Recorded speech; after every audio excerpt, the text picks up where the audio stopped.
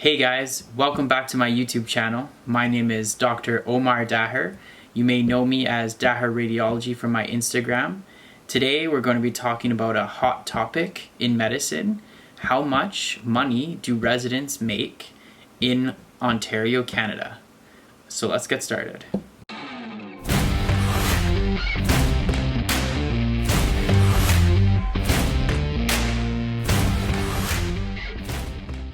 Hey guys, so today we're going to be talking about resident salaries, and we're going to talk specifically about Canadian medical residents, and specifically in Ontario. So this information may not apply to everyone, but I'm going to talk about what a resident makes in Ontario in Canada.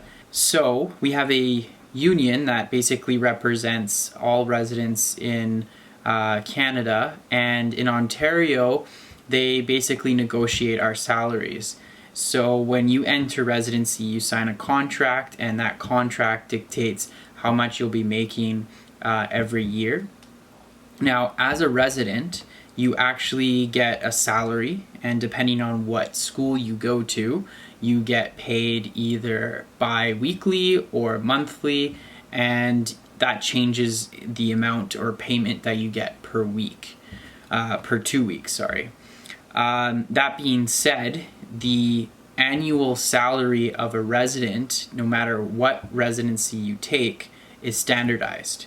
So if you're a family medicine resident and you're only going to be in residency for 2 years, for example, then your salary is actually going to be the same in first year as a surgery resident or a radiology resident or a dermatology resident. So it's unified across the board such that everyone has the same salary.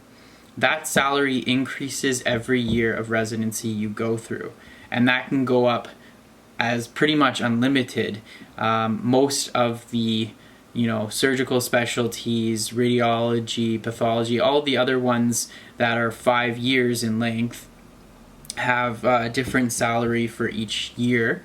And then there's also fellowships or extra years of residency with combined programs that you start getting into the year 6, 7, 8, 9 salaries, and they all continue to go up linearly. So how about we look at some numbers and get a feel for what a resident makes and what their salaries are like. So as you can see here, the annual salary of a resident in first year is about $60,000. Now this is in today's time. The video is in 2020, and this has been true since 2019. So anyone entering residency in this time or has transitioned into first year of residency, they are now going to be paid in contract this yearly amount. So in Canada, we start residency in July, and we upgrade to the next residency level in the following July. So your year goes from July to July. And so that is the annual first year residency salary. Let's go up and look at year 2 now. So in year 2, you actually make about $66,000 as a salary. So you go up about $6,000 from year 1 to year 2, and you essentially are now having more responsibilities, probably on call a little bit more, and you're probably on the service that you actually signed up for, and you're not off service for most of the year. So going up now to year 3. So year 3 you make about $71,000. So again, you have another increase of about $5,000-$6,000 from year 2. Year 4 you go up to $77,000. And then finally in year 5, which most programs were to end at year 5, you make $82,000.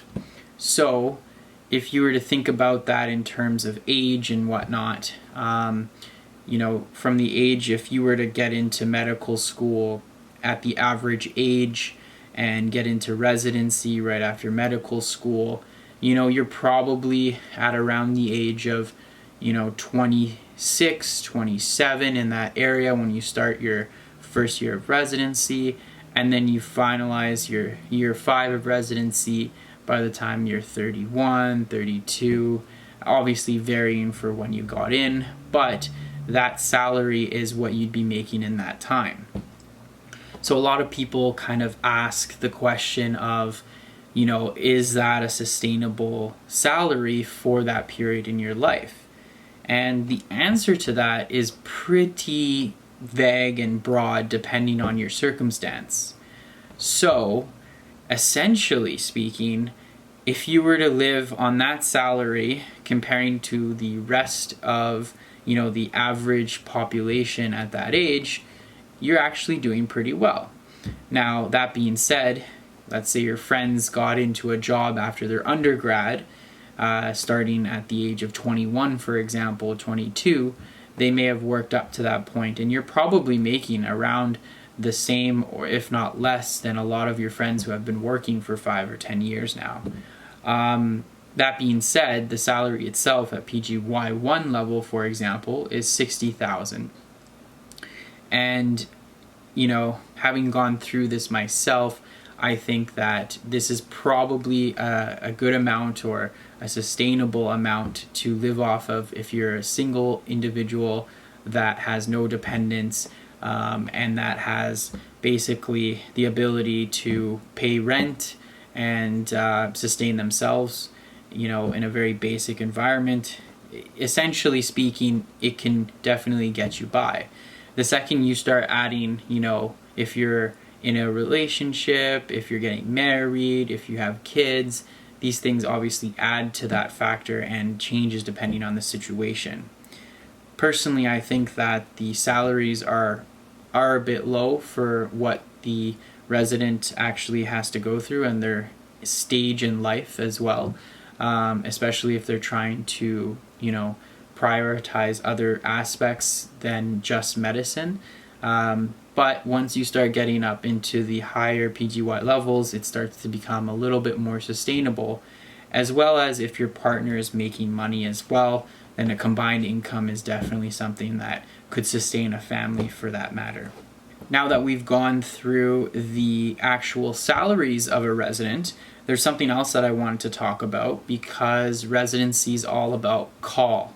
So call is what you do outside of your service to cover the hospital, either at night or on weekends, and you do get paid for call as a stipend. So that's separate from your actual salary.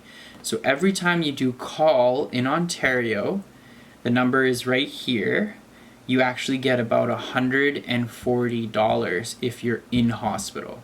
So that means that you're physically in the hospital and you're staying there overnight. Usually these are set up for 24-hour call shifts where you do a normal work day and then you continue the call after 5 until 8 a.m. the next morning.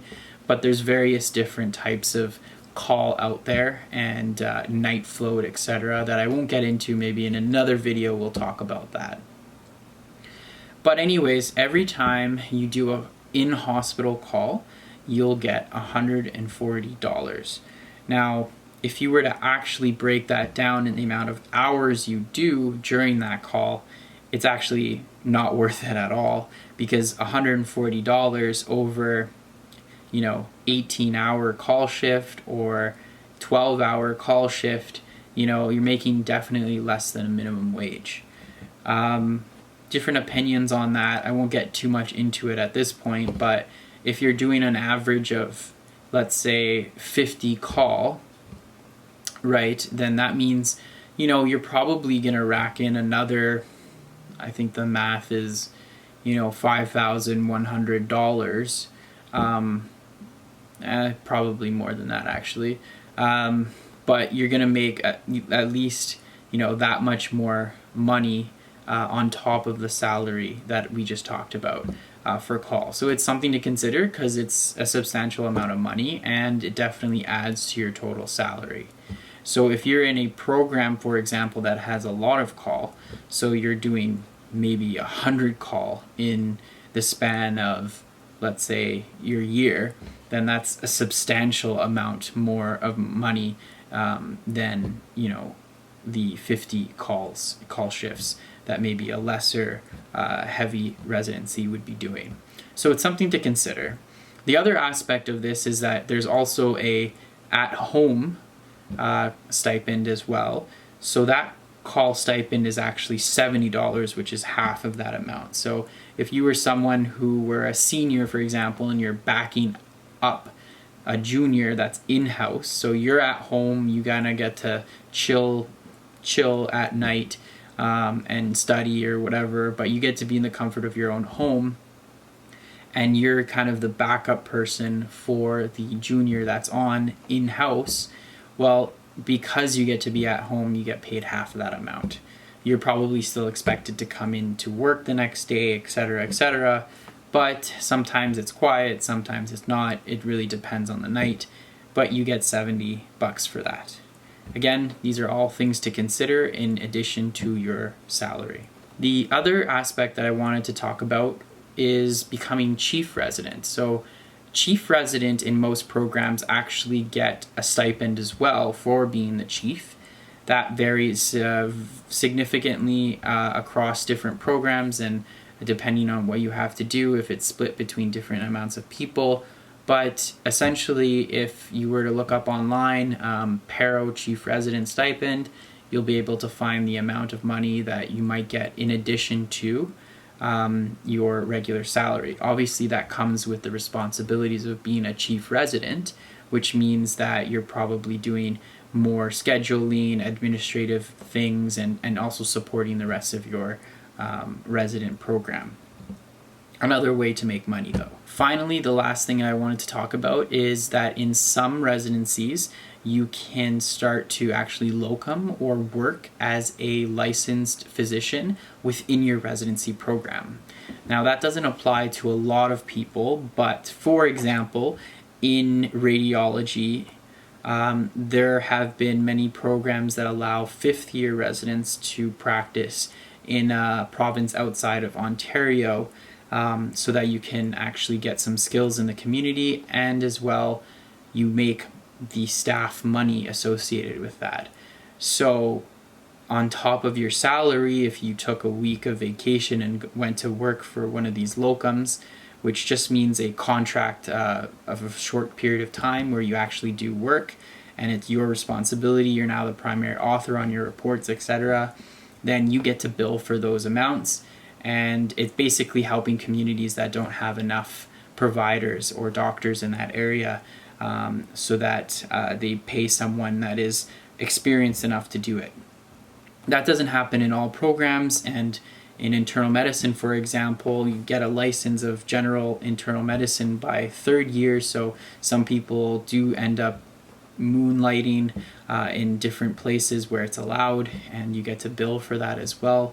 So another way to potentially make some income during your residency. That's pretty much everything to do with salary in residency. I hope you guys enjoyed this video. If you have any other questions specific to salary in residency, leave a comment below and I can try and answer those questions. If you like this video and you're liking my content, please like and subscribe, and we'll hopefully have some more videos coming soon. Thanks guys, and we'll see you later.